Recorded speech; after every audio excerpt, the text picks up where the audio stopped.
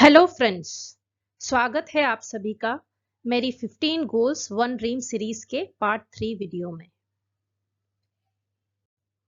आज के हमारे इस लेसन का टॉपिक है एयर ट्रैवल यानी हवाई यात्रा या वायु यात्रा।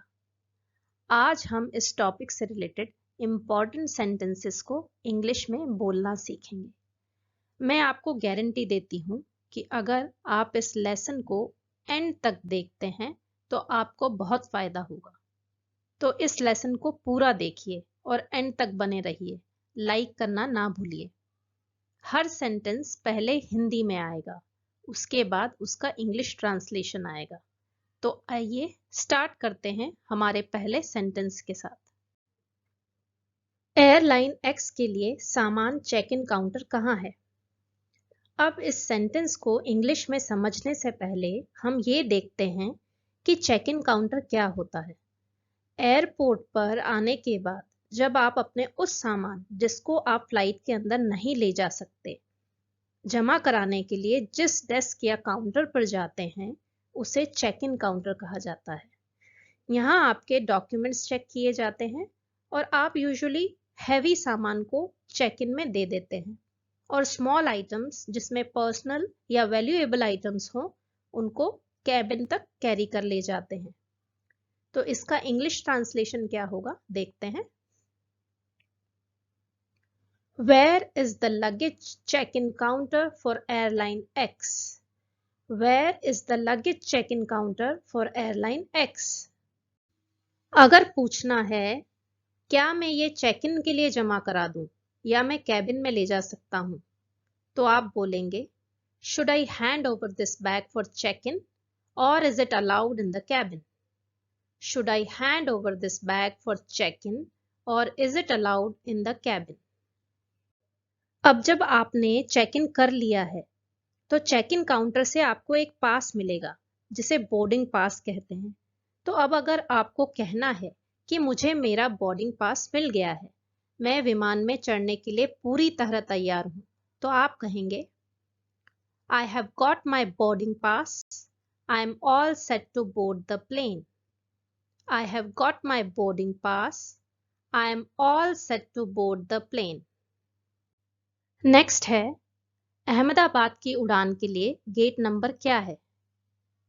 What is the gate number for the flight to Ahmedabad? What is the gate number for the flight to Ahmedabad?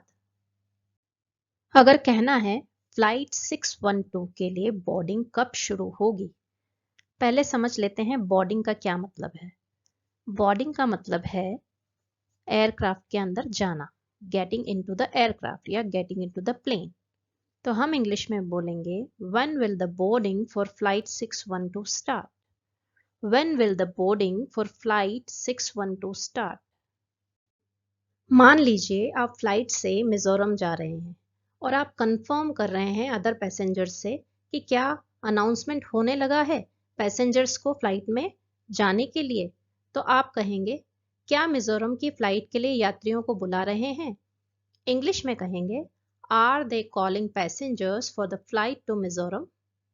Are they calling passengers for the flight to Mizoram? Flight में जाने से पहले अगर हमें ये कंफर्म करना है कि कितना वेट ले जाया जा सकता है, तो हम हिंदी में बोलते हैं इस फ्लाइट में अधिकतम कितना वजन ले जाया जा सकता है। इंग्लिश में हम बोलेंगे What is the maximum weight allowed for luggage on this flight? What is the maximum weight allowed for luggage on this flight?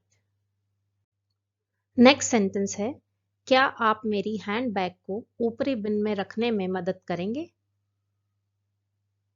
Flight में जो सामान ले जाना अलाउड होता है उसको रखने के लिए एक ओवरहेड बिन बना होता है। तो हमें अगर इंग्लिश में बोलना है तो हम बोलेंगे Could you help me put my carry-on luggage in the overhead bin? Could you help me put my carry-on luggage in the overhead bin? यहाँ कैरी ऑन लगेज का मतलब है वो लगेज जो आप फ्लाइट में ले जाने के लिए अलाउ किए गए थे। अगर कहना है मुझे विमान में थोड़ी तकलीफ हो रही है, क्या कोई पेपर बैग या कुछ और है जिसका मैं उपयोग कर सकूं? I am feeling a bit air sick. Is there a paper bag or something I can use? I'm feeling a bit airsick. Is there a paper bag or something I can use? यहाँ पे airsick होने का मतलब है plane में जाने के बाद थोड़ा अजीब सा फीलिंग होना, जी मिचलाना या जी घबराना, उसे एयर सिकनेस बोला जाता है। और फ्लाइट में ऐसे पेपर बैग्स अवेलेबल रहते हैं जिन्हें एयरक्राफ्ट सिकनेस बैग्स भी बोला जाता है। मुझे खिड़की वाली सीटें पसंद है, लेकिन गलियारे वाली सीटें भी ठीक रहेगी। I prefer window seats, but an aisle seat will do. I prefer window seats, but an aisle seat will do. आप पिक्चर में देख सकते हैं कि जो विंडो के पास लड़की बैठी है वो विंडो सीट पर बैठी है, बीच वाला पर्सन मिडिल सीट में बैठा है और जो तीसरी लड़की है वो आयल सीट में बैठी है। आयल सीट यानी गली के पास वाली सीट जहां से आया जाया जा सकता है।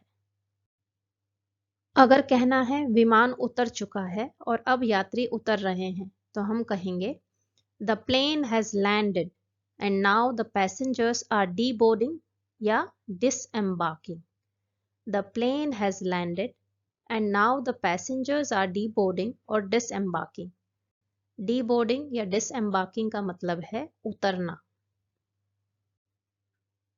शिकागो में लंबे समय तक रुकने के बाद मैं लॉस एंजलिस के लिए कनेक्टिंग फ्लाइट पर स्विच करूंगा।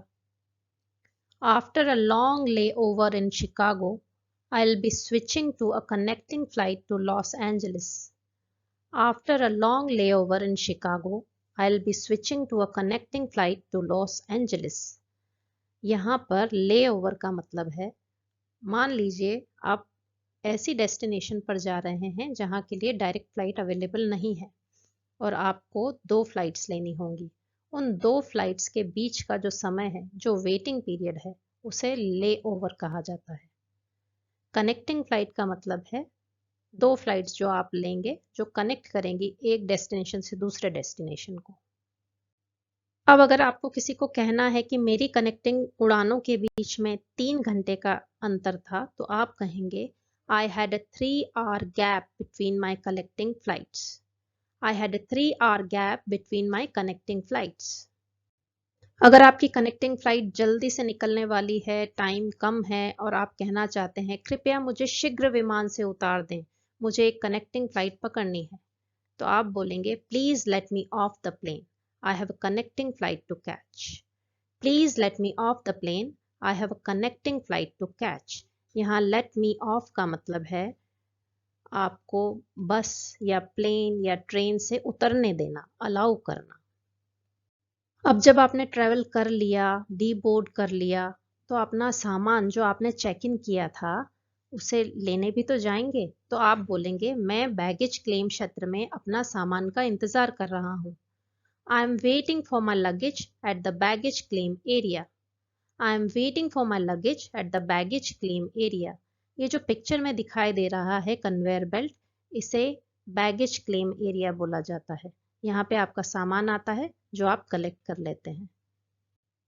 So that's all for today friends. I hope कि आपने मेरे साथ हर सेंटेंस को दोहराया होगा। जैसा कि हम सब जानते हैं कि प्रैक्टिस से ही किसी भी चीज़ में महारत हासिल की जा सकती है, तो मेरे साथ प्रैक्टिस करते रहिए और सीखते रहिए। मेरे चैनल को सब्सक्राइब करिए, लाइक करिए और बेल आइकन को प्रेस करना ना भूलिए ताकि मेरे चैनल पर आने वाले हर लेसन का नोटिफिकेशन आपको मिलता रहे। Thank you. मिलते हैं एक नए और इन्फॉर्मेटिव लेसन के साथ जल्दी ही।